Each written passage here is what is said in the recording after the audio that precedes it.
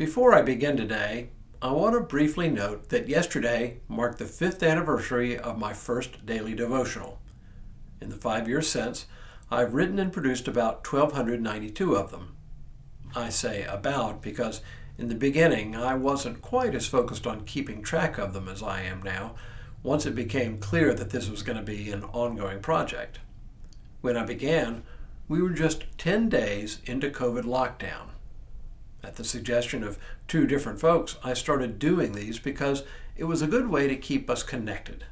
If we couldn't see each other in church, you could at least see me every day as a way to maintain a sense of connectedness. And because another one of you told me that the fact that I always include the day and date of my introduction kept you tethered to time when illness and lockdown threatened your mental health, I continue to say the date and time even now. So thank you for continuing to watch these devotionals, which really are more like short Bible and theology lessons anyway. You give me something concrete to accomplish each and every day, and I cannot tell you how important that is for me. Hello, I'm Stuart Baskin, pastor of First Presbyterian Church of Tyler, Texas, and this is your daily devotional for Monday, March 24th, 2025. In Adam McKay's movie Don't Look Up, a dark comedy about an impending world-destroying catastrophe, people are confronted with the question, what should we do if the absolute end of the world, the end of history, is upon us? As odd as it sounds, this is the same essential question that underlies a good portion of Paul's first letter to the Corinthians. Only it's not a world-destroying comet, but the imminent return of Christ. And in 1 Corinthians 7, he offers advice to several different groups about what to do in the meantime. I'm not sure we would make the choices he counsels, but it's interesting to hear his advice anyway. The early church, probably more than we realize, lived under the expectation that Christ would return soon. And with his return, everything would change. Now, neither Paul nor any of the other biblical writers tells us much about what that would look like, though that hasn't stopped many modern Christians from inventing an entire theology centered on the so-called rapture. The writers of the various epistles and gospels themselves didn't claim to know exactly what would happen.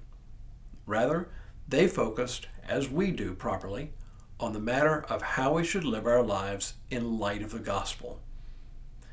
Now, if you've listened to the last few devotionals, you know that a lot of what Paul talks about in chapters 5, 6, and 7 of 1 Corinthians centers on morality, and especially sexual morality.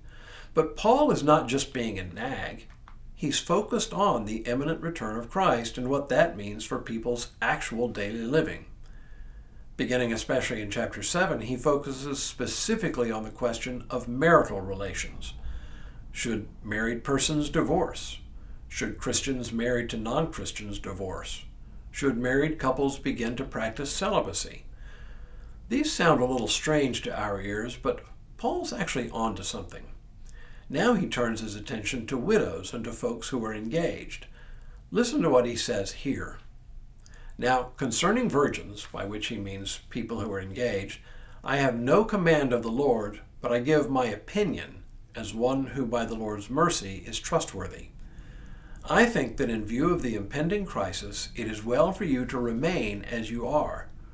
Are you bound to a wife? Do not seek to be free. Are you free from a wife? Do not seek a wife. But if you marry, you do not sin, and if a virgin marries, she does not sin. Yet those who marry will experience distress in this life, and I would spare you that. I mean, brothers and sisters, the appointed time has grown short. From now on, let even those who have wives be as though they had none, and those who mourn as though they were not mourning, and those who rejoice as though they were not rejoicing, and those who buy as though they had no possessions, and those who deal with the world as though they had no dealings with the world. For the present form of this world is passing away. Clearly, Paul's concern here is not to offer moralizing counsel. Rather, his concern is to spare people heartache when the crisis, as he calls it, comes, when the present form of this world passes away.